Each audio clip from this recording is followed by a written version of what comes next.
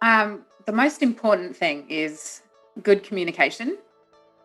It seems really obvious, but that's a huge one. A good communication between you.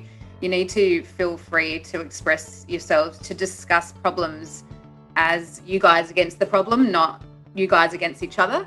That's really important. That silent treatment and, you know, just fighting and calling each other names and, you know, picking on the worst things that you know that they're sensitive about. And it's like wars. That's not love. That's not a relationship that anyone wants to be in. So communication, good, calm, adult communication is good. That's the number one for me.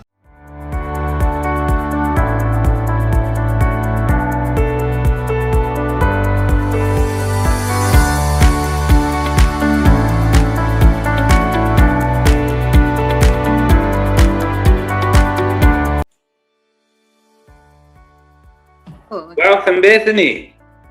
Hello. Bethany Hiska from Bethany Hiska Coaching. Bethany, tell me all about it. What are you up to? Well, this first came about because I'm a professional counsellor. I studied a diploma of counselling in 2012 because I had quite a rough childhood. I grew up with sort of a lot of abuse and emotional issues. So I started off as a counsellor, and then I started writing a book called Yes Daddy, The Reason Why Women Choose Assholes and How to Stop Fixing. So that's what I've been working on for the last sort of 7 years, actually. Yeah, so in the meantime, I'm actually a reporter as well, TV reporter. Mm-hmm. And on the side, I've started up my coaching business again. Yeah, I've watched your stuff on the TV reporting and different various posts from time to time, and I think we go back quite a few years, 6, 7, 8 years, something like that. Yep. It's been a long journey. Tell me a little bit about your book. Why did you write the book? First of all, the title and what it's about. Yes. Oh, well, that's a long story. So in my childhood, I had quite a I don't want to say abusive, but my dad was troubled, and I had sort of I loved him a lot, and he was really good to me sometimes, but other times he wasn't, and he wasn't that nice to my mum either. And I sort of witnessed that as a young child, and that affects how people see relationships and affects their dating life in the future. So I went through my teenage years, just boy crazy, and led to me choosing all these sort of bad boys and people that were really not good for me and people that reminded me a lot of my dad. And I kept choosing these idiots, really. And then I got married to one, as you know, and after that sort of broke up and everything, I sort of, after a divorce, you reflect on what went wrong. I'm a counselor and I know all this stuff. So why would I, how could I let this happen? And how did I not know that this person was, so terrible for me? And I started looking around and I started seeing that it was, it all related back to my dad and, that kind of relationship and what I saw a man should be, or what a marriage or relationship was. That's all I knew. So that's what I was choosing because it was comfortable. So I tried to look for books on the subject of daddy issues. They call them daddy issues. They do actually exist. And a lot of women clients of mine, I started noticing the same patterns with them. Yeah. Same kind of similar fathers and experiences as a child, and then choosing the same kind of men. And I thought, well, I'm just going to go on a bit of a journey and do a lot of research into it and just see exactly why it is and what we can do about it. And that's how the book was born. Okay. Well, I know a lot of people who go through tumultuous times in their childhood, especially women in regards to poor relationships and poor outcomes.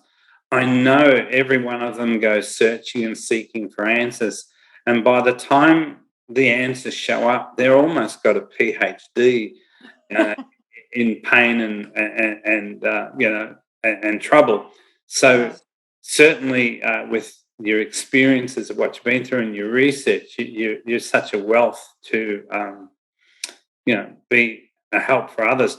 What are a few tools to boost self-love? Because I know self-love. Why is it so important? Tell us about self-love. Yeah, to me, I think it's the most important because when you have grown up feeling like you're not enough and you're not good at this or you're not worth this or you've been sexually abused or all of the above, your self-worth is completely destroyed. And if you don't have love for yourself, then you can't love anyone else properly. You can't ever have like a healthy relationship. So how you feel about yourself affects what you accept from someone else. So if you don't think very highly of yourself and someone's treating you badly, you think, oh, I deserve that. This is what I deserve. So um, yeah, this is what I'll just tolerate it. Is the inverse also true, that if you don't really love yourself, you don't feel worthy of the love when someone does show it to you, and you Absolutely. push it away because it's just incongruent with the way you're conditioned? Exactly, and I do actually cover that in my book, Why Women Like the Bad Boys. They don't like nice guys because they love them, and they're like, "Why would you love me, idiot?" I'm talking from experience now. Yeah, yeah. Look, relationships are a tough one. I never thought I was going to be doing some interviews with people on relationships. I've just had somebody else on recently, Stefania Pulio, who I coaches saw men that. into rock solid relationships. Yeah. And it was just coincidental we met and got discussing it. But going back further, we did an interview with Russell Cunningham, who is an EFT and NLP practitioner, Mm. and he started the ball rolling with how to attract your ideal partner. Oh, that's the one I saw. Yes. Yeah, yeah, that's what you saw, and you spoke to me about that. So the interesting thing is, there's a demand for this. People really want to know. They're really hurting in relationships. So, you know, what do you think you should look for in a partner? From a female perspective. The most important thing is good communication. It seems really obvious, but that's a huge one. A good communication between you. You need to feel free to express yourselves, to discuss problems as you guys against the problem, not you guys against each other. That's really important. That silent treatment and you know just fighting and calling each other names and picking on the worst things that that they're sensitive about, and it's like wars. That's not love. That's not a relationship that anyone wants to be in. So communication, good, calm adult communication is good. That's the number one for me. And also sorry, what was the question again? I'm trying to think. What should you look for in a partner? That's it. Good Yes, friendship, communication. friendship. Yeah. Communication, a friendship base. Friendship. Um, Yeah. yeah, so you need to be friends before you can be anything else, because you're going to be together, like ideally forever, and you need to have someone that you actually like and get along with. You got the same interests. Um, the problem is these days is people just sort of jump into bed straight away and they forge that bond together, and then they realize they don't even really like the person that much, but they've got that like intimacy bond, and they kind of just keep going with it when they don't really have anything in common. Mm. Yeah. So Usually, the commonality in long-term relationships is the children, the mortgage, yeah. the dynamic of life. But inside, each person's empty because they don't feel that intimate connection. An Yeah. intimate connection is, you know, what are your expectations? What are your desires? What are your dreams and hopes? What lights your sky? Those sort of conversations seem to be gone in a Mhm. 5+ year marriage or relationship, because people think, well, I know that person, I've made all my assessments and judgments of them, Yeah. but now I'm bored, or I'm unfulfilled. And really, it's not the partner's fault. Mm. It's actually, if we take responsibility of who we are and we're complete, then we don't have that issue. Yeah. So what are some of the red flags you should avoid in a partner? Tell us about that. Any kind of controlling behavior, um, sort of controlling what you can do, what you can wear, what you can eat, who you can see, really, really strong jealousy issues, isolating you from family and friends. So they'll slowly start saying, oh, this person they're not good for you for this reason and this reason, or they turn you into someone else. I don't think you should hang around with them. And if you're making plans with these people, they always guilt trip you about it. Yeah, so that's... Oh my God. So anything that constricts your worldview rather than expands it. So if somebody's expanding your worldview and encouraging you to be more, that's great. But if someone is constricting you and limiting you and trying to shape or mold you, that's a red flag, yeah? Massive red flag. Like that's the most common one. Just being sulky, like sulkiness as well. That ties in with the communication as well. And them having a victim mentality and not taking any responsibility for their own lives and thoughts and actions is a big one too. So they need to be on a journey of self-growth as well. They need to, in a relationship, you want someone who helps you to grow, and you grow together and you make each other better. That's the ideal. I agree, because the whole thing about moving forward in relationships is that it's added something to your life. It's something that when you wake up or go to work or you're out there in the world, not with your partner because they're off doing something, you feel good about them and you're looking forward to the next encounter. Instead of walking home through the front door and got, all this body language of lock-up because they've got to do battle because their needs are not being met. In a lot of cases, the expectation of having needs met by another person is just too much. Absolutely. And that's another thing. No one else can make you happy. You make yourself happy and then they add to it. That's really the only way. You can't put all of your emotions and feelings into the basket of someone else. Like, that's too much pressure for them. And it's just not possible. So with all the work you do, you sound very multifaceted. I mean, you're a TV reporter. You do sex and relationship therapy and based on self-love. So with all of this through dating and relationships, I guess you get a wide cross-section of women coming to you for various challenges in their relationships, or maybe the hope that you might be a matchmaker or find them a man. I have been asked that many times because I actually get a lot of men coming to me as well. Okay. Yeah, a lot of men with sexual issues have come to me in the past, and actually I'm getting a lot more lately. So it's good. It's really hard for mature age men to sit in the world because they walk through life a little bit frightened, and there's a lot of unfounded and unfair misogyny where men make jokes about women and feel a certain way, but really at the end of the day it's part of their own aspect that they're dealing with and they're projecting it onto the woman. Absolutely. And therefore they're pushing the relationship they want. Yeah, like a force field. They just don't get their relationship. So what sort of personal professional challenges have you gone through to get where you are today? That's an hour long podcast, 2 hours maybe. But well, I've been through a lot personally in my dating life.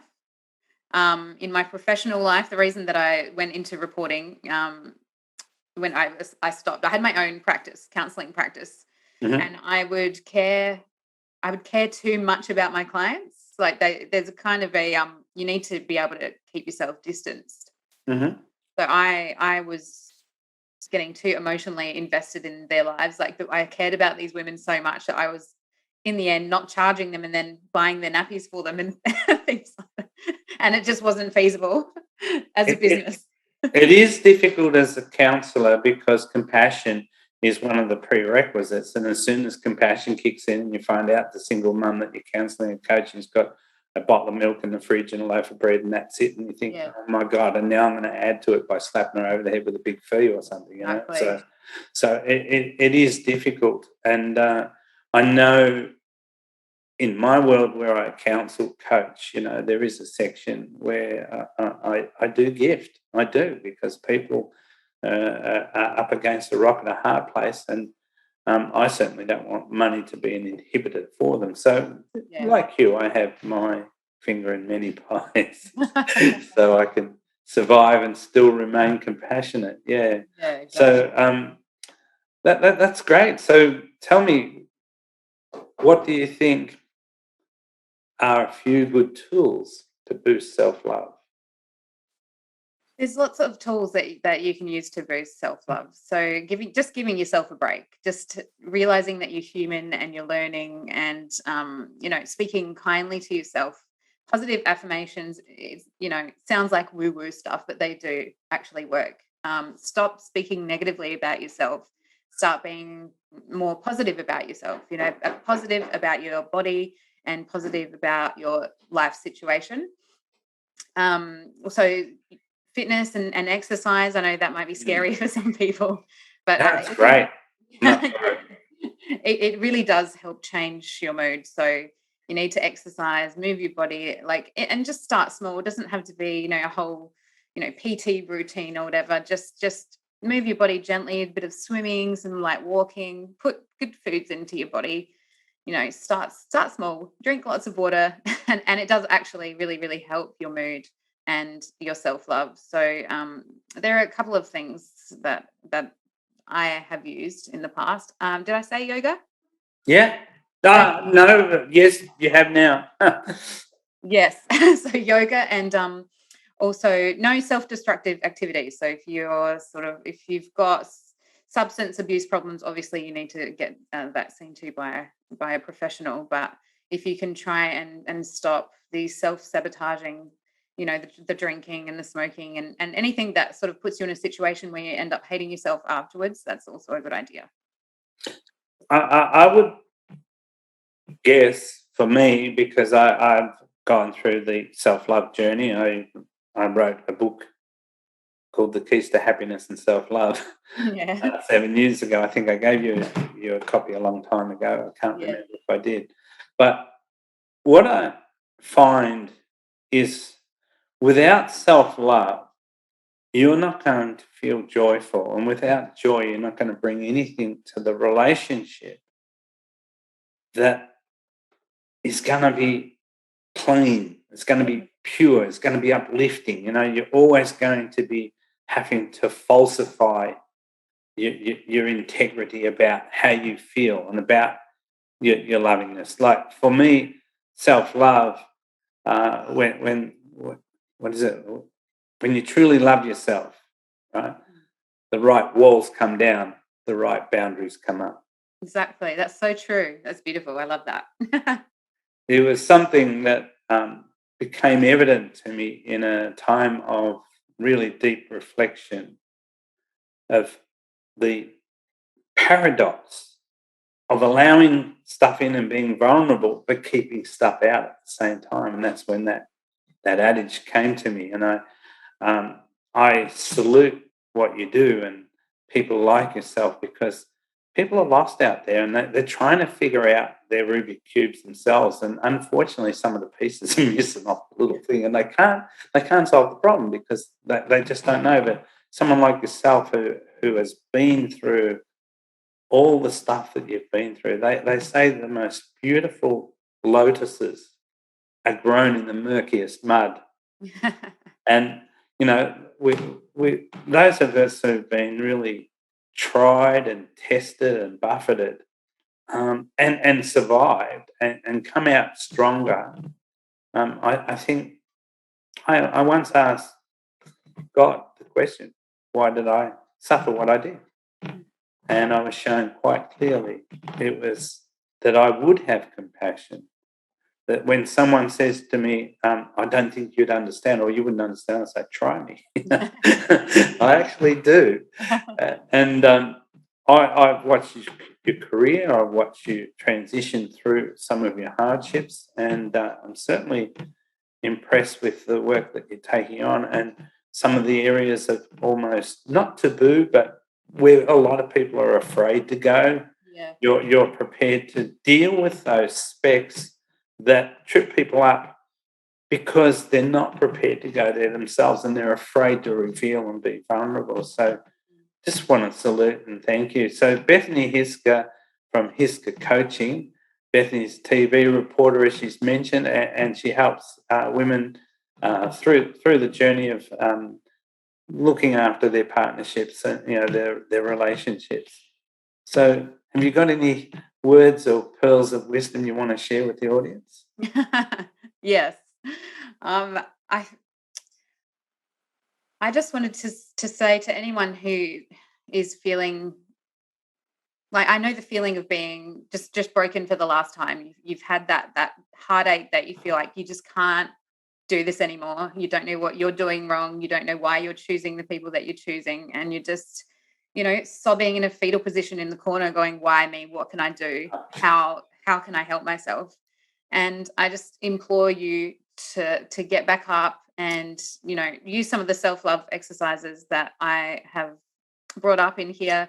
Maybe go to my website and read a few of my blog posts, because I have been through a lot and I know what it's like. And there is help out there, and you can do it by yourself. Great. I've had a quick look at your website, and I've noticed that you do have quite a few blogs there covering a lot of topics like toxic relationships and some accessory to your relationship so that you can enjoy it better, and et cetera, et cetera. So I wanted to do my research before I interviewed you. Yeah. Well, Bethany, this has been fantastic, and I think that the listeners will get a great joy from this. So we'll see you sometime again soon when you have some more adventures and achievements and things coming out, especially your book. It'll be great. When is the book due to be released? It is almost finished. I've just got to get an editor to go through it. So I'm guessing it will be within the next 6 months. Wow. Well, we'll touch base again when your book comes out and do a book launch for you. Thank you.